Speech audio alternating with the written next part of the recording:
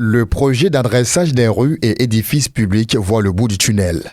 Plusieurs artères du district d'Abidjan vont être rebaptisées selon le répertoire des noms validés pour les voies structurantes. Une manière pour l'État ivoirien de rendre hommage aux personnalités qui se sont illustrées dans l'histoire du pays. À Abobo, une avenue porte le nom du défunt Premier ministre et ex-maire de la commune, Ahmed Bakayoko.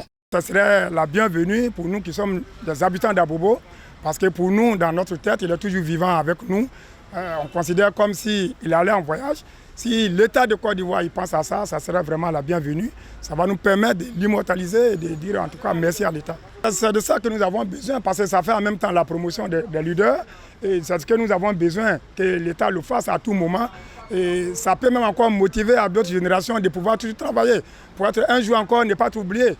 L'État veut à travers ce projet faciliter la reconnaissance des avenues de la capitale économique par des appellations bien connues des Ivoiriens. Dans la commune de Bingerville, à l'est d'Abidjan, le quartier SC Carrière a une avenue baptisée au nom de Didier Drogba, ex-capitaine des éléphants de Côte d'Ivoire. En tant qu'habitant de Bingerville, je ressens juste un sentiment de fierté.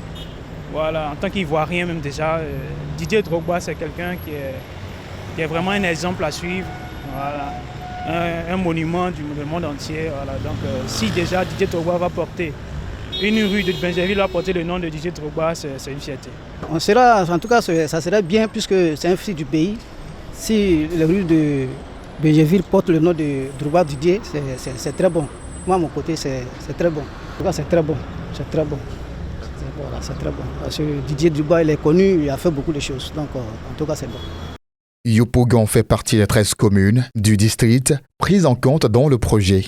Hormis les politiques, acteurs culturels et socio-économiques, les guides religieux sont aussi reconnus pour leur contribution à la paix. Ainsi, l'avenue Idriss Koudous Koné, du nom de l'ex-président du Conseil national islamique, existe désormais au secteur Ananuré. Bon, vraiment, nous sommes très heureux. Peut-être avoir une première fois, il y a des rues qui sont là, mais Koudous perd son âme. Kala veille sur lui depuis sa tombe. Il a fait beaucoup pour Probe 2. Mais si cette fois l'État a trouvé une solution pour créer une rue à son nom, vraiment, nous, population de Probe 2, vraiment, nous sommes très satisfaits. Et puis on remercie l'État ivoirien pour tout ce qu'ils font pour la population. Avant l'extension du projet à d'autres villes, cette phase initiale n'inclut pas certaines personnalités. Le projet PADA demeure un moyen d'identification et d'enracinement culturel pour l'Ivoirien. Je pense que c'est une très bonne chose déjà parce que d'un point de vue de ce qu'on appelle l'odonymie ou bien même de ce qu'on appelle l'adressage, c'est-à-dire comment nous localiser, comment pouvoir nous guider, c'est une très bonne chose. Qu'on puisse avoir des références ou des référents pour pouvoir mieux nous orienter. Maintenant, effectivement, ces noms ne sont pas fortuits. Vous avez vu que l'adressage a été fait à moitié, on va dire, avec toutes les rues avaient des noms de numéros. Et aujourd'hui, on met des noms sur ces numéros pour mieux nous orienter. Et ce sont des noms, mais pas des moindres, ce sont des noms de personnes qui, la plupart du temps, ont marqué l'histoire de ce pays. Donc, je ne peux qu'accueillir favorablement cette initiative qui, à mon sens, est très intéressante.